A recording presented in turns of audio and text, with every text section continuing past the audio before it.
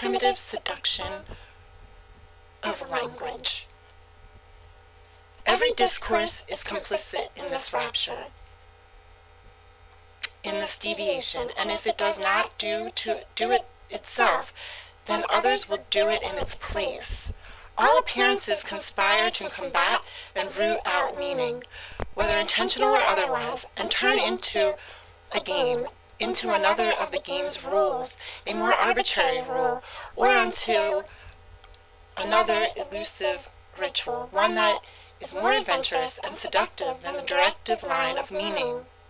What discourse must fight against is not so much the unconscious secret as the superficial abyss of its own appearance. And if discourse must triumph over something, it is not over fantasies and hallucinations heavy with meaning and misinterpretation, but the shiny surface of nonsense, and all the games that the latter renders possible. It is only a short while ago that one succeeded in eliminating this stake of seduction, which as its concern, the sacred horizon of appearances, which has as its concern, the sacred horizon of appearances. In order to substitute a stake in depth, a stake in the unconscious, or in interpretation, but this substitution is fragile and ephemeral.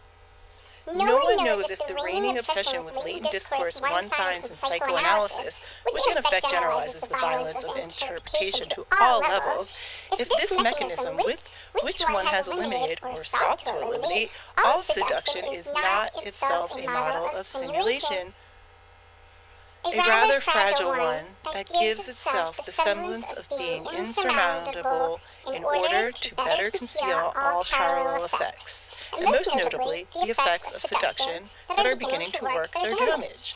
For what is most damaging to psychoanalysis is the realization that the unconscious seduces.